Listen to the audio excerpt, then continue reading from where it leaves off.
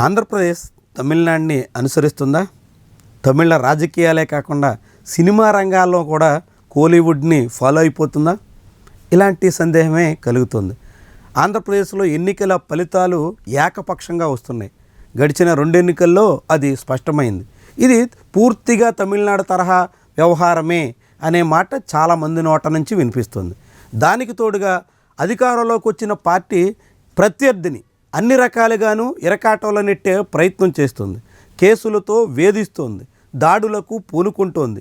అనేక రకాలుగా ఇబ్బంది పెట్టేందుకు, విపక్షాన్ని పూర్తిగా కోలుకోకుండా చేసేందుకు అధికార పక్షం యత్నిస్తోంది. ఇది కూడా తమిళ తరహాలోనే ఉంది అనే అభిప్రాయం బలపడుతుంది. వాస్తవానికి తమిళనాట అధినేతల మధ్య విభేదాలు తీవ్రంగా ఉంటాయి. అధినేతలు కరుణానిధి, జయలలిత ఉన్న కాలంలో చాలా బాహాటంగానే అసెంబ్లీ సాక్షిగానే అలాంటి విభేదాలు బట్టబయలైన సందర్భాలు ఉన్నాయి. కానీ ఆంధ్రప్రదేశ్లో అందుకు విరుద్ధంగా క్షేత్రస్థాయి వరకు ప్రత్యర్థి పార్టీని పూర్తిగా అణగదొక్కాలి అనే ప్రయత్నం యథేచ్ఛగా సాగుతోంది. ఇదంతా రాజకీయ వ్యవహారం వరకు. వీటికి తోడుగా తమిళనాడు మాదిరిగానే ఆంధ్రప్రదేశ్లో ఎన్నికల ఫలితాల్లో కూడా ఒక్కొక్కసారి ఒక్కొక్క పార్టీని గెలిపించడం అనే సంప్రదాయానికి ఆంధ్రులు వచ్చేస్తున్నారా అనే అంచనా కూడా వినిపిస్తుంది. ఇప్పుడు ఇదే పరంపర సినిమాలకు కూడా తాకినట్టు కనిపిస్తుంది. మొన్నటి వరకు కోలీవుడ్లో ఇలాంటి దూకుడు చూసేటట్టు వాళ్ళు, అక్కడ అజిత్, విజయ్, అదేవిధంగా సూర్య, ఇలా రకరకాల హీరోల అభిమానులు సోషల్ మీడియా వేదికగా నానా రచ్చ నడిపేటంటు వాళ్ళు, ఒకళ్ళ మీద ఒకళ్ళు వ్యతిరేకంగా అనేక రకాల క్యాంపెయిన్స్ సాగించిన సందర్భాలు ఉన్నాయి. ఏకంగా అజిత్ చనిపోయాడని, విజయ్కి ఇంకేదో సమస్య వచ్చేసిందని ఇట్లాంటి పుకార్లు కూడా సృష్టించి సోషల్ మీడియాలో వైరల్ చేసిన సందర్భాలు కోలీవుడ్లో కోకొల్లలు.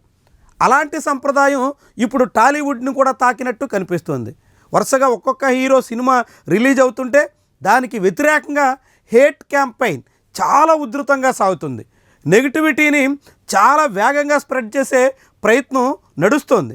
ఇలాంటి దాన్ని కూడా తట్టుకుని పుష్ప లాంటి సినిమాలు గట్టెక్కితే, దేవరా లాంటి సినిమాలు విజయం సాధిస్తే, హరిహర వీరమల్లు లాంటివి బోల్తా పడాల్సి వచ్చింది.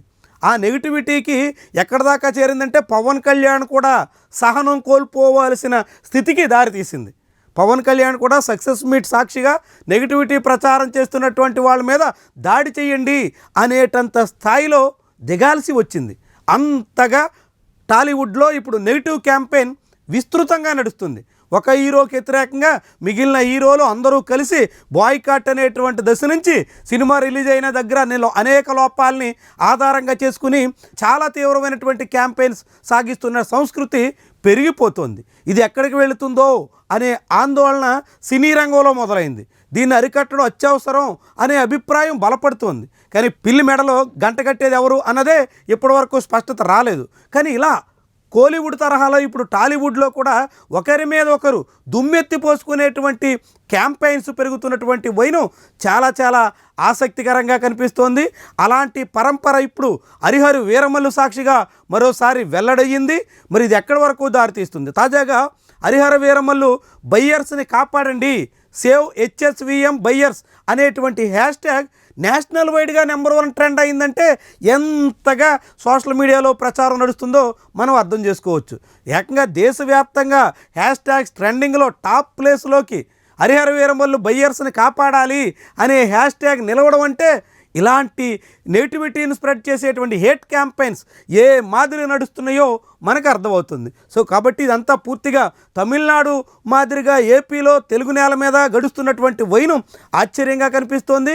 అయితే తమిళనాడుని ఆదర్శంగా తీసుకుని అక్కడలా ఇండస్ట్రియల్ గ్రోత్, దాంతోపాటుగా ఇతర అభివృద్ధి కార్యక్రమాలు, ఇతర ప్రజా ప్రయోజన అంశాలు ఆదర్శంగా తీసుకుంటే ఎవరైనా హర్షిస్తారు. కానీ అందుకు విరుద్ధంగా అక్కడ సాగుతున్నటువంటి హేట్ క్యాంపెయిన్ని, అక్కడ సాగుతున్నటువంటి రాజకీయ ప్రత్యర్థిని అణిసివేసే ధోరణి, ఇలాంటివన్నిటినీ ఆధారంగా తీసుకుని చేస్తున్నటువంటి క్యాంపెయిన్స్ మాత్రం ఆంధ్రప్రదేశ్కి కానీ తెలుగు నేలకు కానీ ఏ మాత్రం ప్రయోజనం చేకూర్చవు అని మనం చెప్పొచ్చు.